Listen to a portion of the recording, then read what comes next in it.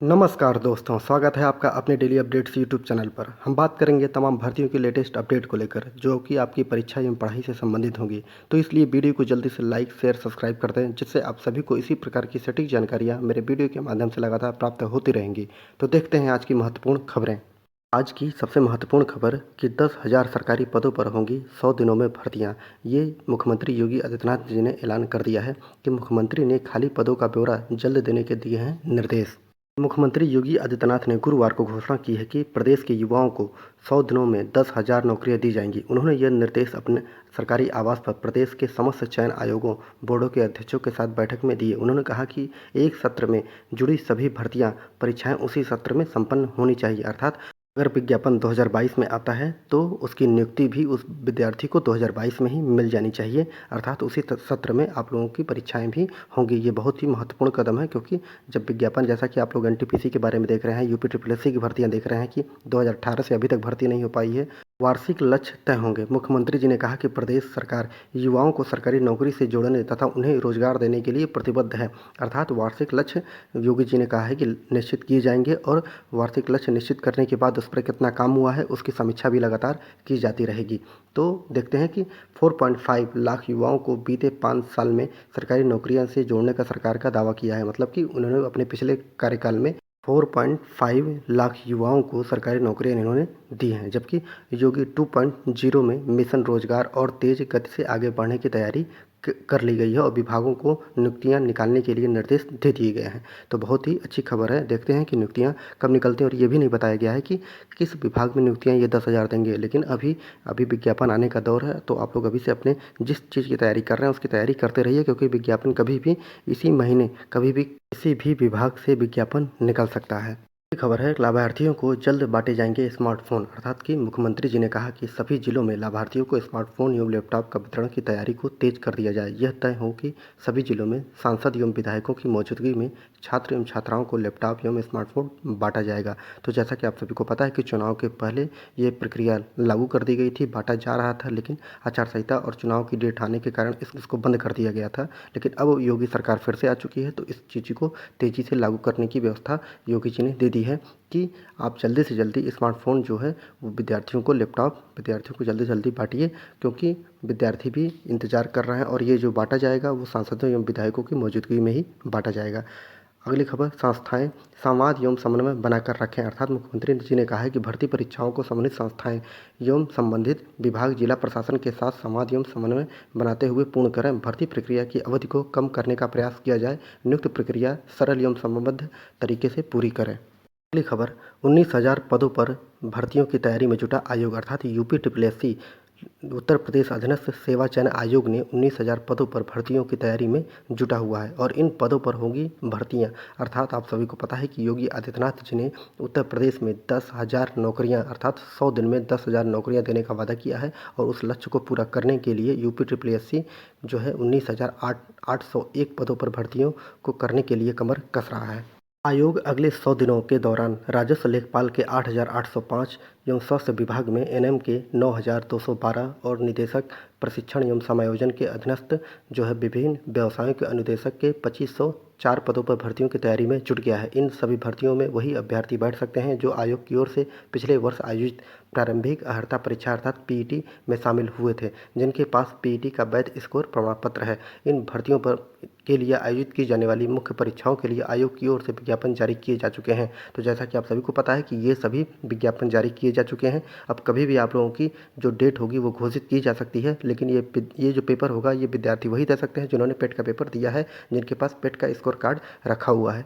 तो जिन्होंने form fill up कर दिया है, पेट भी पेपर दे दिया है, वही विद्यार्थी इसमें बैठ सकते हैं। तो ये विज्ञापन आ चुके हैं आप लोगों के, लेकिन अब इसकी डेट नहीं आई। यूपी ट्रिपल एससी के द्वारा वार्षिक परीक्षा कैलेंडर जारी करने के साथ ही आप सभी को पता हो जाएगा कि आप लोगों का पेपर कब से है। तो इस प्रकार आप लोग, पता है आप लोगों को कि आज नहीं तो कल डेट आएगी, तो आप लोग अपनी तैयारी करते रहिए, क्योंकि इसका परीक्षा कैलेंडर कभी भी आ सकता है, क्योंकि योगी जी ने डायरेक्ट बोल दिया है कि 100 दिनों के अंदर हमें रोजगार देना है, और मंथन भी यहाँ पर शुरू हो चुका है। तो आप लोग अपनी तैयारी पर लगे रहिए।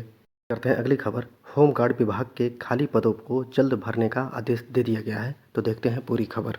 होमगार्ड मंत्री धर्मवीर प्रजापति ने गुरुवार को विभागीय अधिकारियों के साथ समीक्षा बैठक में कहा कि होमगार्ड जवानों को और मजबूत बनाया जाएगा, जवानों की सुविधा बढ़ाई जाएगी। मंत्री ने विभाग में जवानों के अलावा अधिकारियों एवं कर्मचारियों के खाली पदों का जल्द भरने की बात कही और उन्होंने अधिकारियों से खाली जो पड़े पद हैं उनका ब्यौरा मांगा है। तो इनका जैसे ही पदों का ब्यौरा पता चल जाता है कि कितने पद खाली हैं, चाहे वो सरकारी अधिकारी हों या होमगार्ड भर्ती हो, तो उसमें पदों का ब्यौरा जारी होने के बाद ही आप लोगों का विज्ञापन जल्दी से जल्दी आएगा। अगली खबर यूपी बोर्ड से संबंधित है। पेपर लीक मामले में 7 और गिरफ्तार किए गए। यूपी बोर्ड परीक्षा के पेपर लीक मामले में गुरुवार को पुलिस ने 7 और आरोपियों को गिरफ्तार कर लिया। अब तक इस मामले में 24 लोगों की गिरफ्तारी हो चुकी है। तो जैसा कि आप सभी को पता है कि बलिया में मंगलवार को हाई स्कूल संस्कृति और बुधवार को इंटर की जो अंग्रेजी पेपर था उसको आउट कर दिया गया था, तो उसी के खिलाफ जो है 24 लोगों को गिरफ्तार किया गया है। तो मामले में 24 लोग पकड़े गए हैं। तो देखते हैं कि एसटीएफ एवं पुलिस जो है इनसे क्या उगलवा पाती है, क्या सरगना पकड़ा जाता है कि नहीं पकड़ा जाता है, उनके खिलाफ कार्रवाई क्या होती है, क्या मान्यता स्कूल की रद्द की जाती है। तो ये बहुत ही देखना महत्वपूर्ण हो जाएगा। तो ये जो विद्यार्थी जो इंग्लिश का पेपर रद्द हुआ है, इसका पेपर जो है इसी 13 अप्रैल को होना निश्चित कर दिया गया है, क्योंकि 12 अप्रैल को यूपी बोर्ड की परीक्षाएं समाप्त हो रही हैं। पेपर समाप्त होने के बाद 13 अप्रैल को इंग्लिश की परीक्षा होने वाली है। तो विद्यार्थी शांत न बैठें, आराम से अपनी तैयारी करते रहें। इंटरमीडिएट की परीक्षा जो कैंसिल हुई है उससे 2200 केंद्रों के 5.25 लाख विद्यार्थी जो हैं वो प्रभावित हो चुके हैं। कापियों से विद्यार्थियों की संख्या का मिलान करें, अर्थात यहाँ पर ये बता दिया गया है कि जिस सेंटर पे जो कापी बटी गई थी वो कई अन्य सेंटरों पर भी वही कापी बांटी जा चुकी थी। तो इसलिए उसका मिलान करके सभी जगह का पेपर रद्द कर दिया गया है। आप लोगों का पेपर मैंने बता दिया 13 अप्रैल को लिया जाएगा। तो 5.5 लाख विद्यार्थी जो हैं इससे प्रभावित हो चुके हैं। तो आप लोग निश्चिंत रहिए, आप लोगों का पेपर 13 को हो रहा है। अगली खबर है, जैसा कि आप सभी को पता है कि हाईकोर्ट ने आदेश दे दिया है सीबीआई को कि इतनी सुस्ती से काम क्यों हो रहा है। तो सीबीआई ने अपनी सतर्कता दिखाते हुए दूसरे दिन भी लोक सेवा आयोग में सीबीआई ने खंगाले दस्तावेज। तो जांच एजेंसी की स्टेट रिपोर्ट आने के बाद स्पष्ट होगी स्थिति। 2013 की 3 परीक्षाओं में भी गड़बड़ी के मिले हैं सुराग। तो आप लोग देख सकते हैं कि यहाँ पर लगातार सुराग मिलते जा रहे हैं, लेकिन अभी तक किसी के खिलाफ, किसी अधिकारी के खिलाफ जो है कार्रवाई नहीं की गई है। तो अब देखना है कि जल्दी से जल्दी सीबीआई अपनी कार्रवाई करे और भ्रष्टाचार को उजागर करे, और जो भ्रष्टाचार के तहत जो विद्यार्थी नियुक्त हुए हैं उनकी जो नियुक्ति है वो कैंसिल कर दी जाए और उनके खिलाफ भ्रष्टाचार करने के आरोप में कड़ी से कड़ी उनको सजा भी दी जाए। अगली खबर है कि नई भर्तियों में लागू हो पुरानी व्यवस्था, अर्थात उत्तर प्रदेश लोक सेवा आयोग की पीसीएस सहित समस्त भर्ती परीक्षाओं में पुरानी व्यवस्था लागू करने की मांग तेज हो गई है। गुरुवार को आज़ाद पार्क पर प्रतियोगी छात्रों की सभा में मुद्दों पर चर्चा हुई है और जिसमें जनप्रतिनिधियों को ज्ञापन देने, इंटरनेट मीडिया में मुहिम चलाने या मुख्यमंत्री को पत्र लिखने का निर्णय हुआ है। और प्रतियोगी जो है महेंद्र कुमार का कहना है कि आयोग की कार्यप्रणाली शीघ्र नहीं बदली गई तो वो व्यापक धरना प्रदर्शन के लिए बाध्य हो जाएंगे। तो विद्यार्थियों की सीधी मांग है कि जो व्यवस्था पहले थी पुरानी प्रणाली के तहत, उसी व्यवस्था के तहत यूपी पीसीएस अर्थात लोक सेवा आयोग की जितनी भी परीक्षाएं होती हैं सभी को कंडक्ट कराया जाए। तो देखते हैं कि क्या होता है। अगली खबर, जो विद्यार्थी बीएड करना चाहते हैं इस साल, उनके लिए बड़ी खबर है कि इस बार रोहिलखंड विश्वविद्यालय कराएगा बीएड की संयुक्त प्रवेश परीक्षा। तो अर्थात 1 से 7 जुलाई के बीच होगी आप लोगों की परीक्षा। 5 अगस्त को घोषित होगा इसका परिणाम। इस बार महात्मा ज्योतिबा फुले रोहिलखंड विश्वविद्यालय बरेली बीएड द्विवार्षिक पाठ्यक्रम में दाखिल के लिए प्रवेश परीक्षा 2022 कराएगा। उच्च शिक्षा मंत्री योगेंद्र उपाध्याय ने बताया कि बीएड संयुक्त प्रवेश परीक्षा 2022 का विज्ञापन 15 अप्रैल को जारी किया जाएगा और प्रवेश परीक्षा 1 से 7 जुलाई के बीच होगी और आपका परिणाम जो होगा वो 5 अगस्त को आएगा। उत्तीर्ण छात्रों की काउंसलिंग 10 से 15 अगस्त के बीच कराई जाएगी। बीएड का नियमित सत्र जो होगा आप लोगों का 19 अगस्त से शुरू हो जाएगा। और इसमें सबसे महत्वपूर्ण बात यह है कि फ़ीस में भी कमी कर दी गई है। अगर आप लोग आवेदन करते हैं तो आप लोगों को पिछली बार की अपेक्षा इस बार कम फीस देनी होगी। उन्होंने बताया कि इसमें करीबन 1/3 की कमी कर दी गई है। अब सामान्य पिछड़े वर्ग एवं राज्य के बाहर के विद्यार्थियों को शुल्क के करीब 1000 रुपये देने होंगे और अगर आप लोग देर से ज्वाइन करते हैं तो विलम्ब शुल्क के साथ 1600 रुपये निर्धारित किया गया है। जबकि SC/ST के अभ्यर्थियों के लिए शुल्क परीक्षा जो है वो 500 रुपये, जो विलम्ब के साथ 800 रुपये किया गया है। इस प्रकार जो विद्यार्थी इस बार बीएड करने के इच्छुक हैं तो वो लोग अपना देख लें कि उनका पेपर कब हो रहा है, रिजल्ट कब तक आएगा, काउंसलिंग कब तक होगी और नियमित सत्र कब तक शुरू होगा। और फीस के बारे में भी देख लें कि 1000 रुपये है, विलम्ब के साथ जनरल वालों के लिए, बाहर वालों के लिए 1600 रुपये, जबकि SC/ST वालों के लिए 500 रुपये है और विलम्ब के साथ 800 रुपये कर दिया गया है। खबर है, परिषदीय स्कूलों के शिक्षकों के अंतर जनपदीय तबादले जल्द किए जाएंगे। बेसिक शिक्षा में सहायक अध्यापकों के अंतरजनपदीय तबादले ग्रीष्म अवकाश में करने की तैयारी की जा रही है। इस दौरान शिक्षकों के परस्पर तबादले भी किए जाएंगे।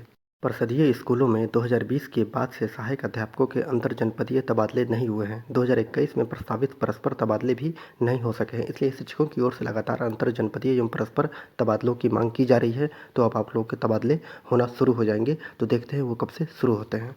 अगली खबर आरआरबी एनटीपीसी के रिजल्ट के बारे में है। जैसा कि आप सभी को पता है कि एनटीपीसी के विद्यार्थियों का रिजल्ट जो है वो दोबारा आ चुका है संशोधित रिजल्ट में, अर्थात एनटीपीसी के संशोधित रिजल्ट में ओबीसी के नीचे गया ईडब्ल्यूएस का कट ऑफ। तो ये महत्वपूर्ण है, अगर आप लोगों ने पेपर दिया है तो आप लोग देख लीजिए अपना कट ऑफ कि इसमें जो पहले था कि ईडब्ल्यूएस का कट ऑफ जो था ज़्यादा था, लेकिन इस बार जो है ओबीसी से भी कम चला गया है ईडब्ल्यूएस का कट ऑफ।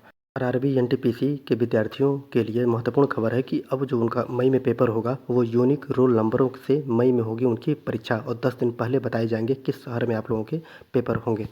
अब आरआरबी एनटीपीसी के विद्यार्थी खुश हो जाएं, क्योंकि उनकी डेट घोषित कर दी गई है कि आप लोगों का पेपर कब होगा। तो रेलवे बोर्ड ने ये बता दिया है कि आप लोगों का जो पेपर होगा वो 10 दिन पहले बताए जाएंगे कि किस शहर में आप लोगों के पेपर लिए जाएंगे और कहाँ पर, किस कॉलेज में, किस सेंटर पर आप लोगों का पेपर होगा। तो आप लोग निश्चिंत रहिए, क्योंकि सरकार के ऊपर लगातार दबाव बन रहा है, क्योंकि ये परीक्षा इसमें देरी भी हो चुकी है। 2019 का वैकेंसी है और अभी तक इसका पेपर नहीं हो चुका है।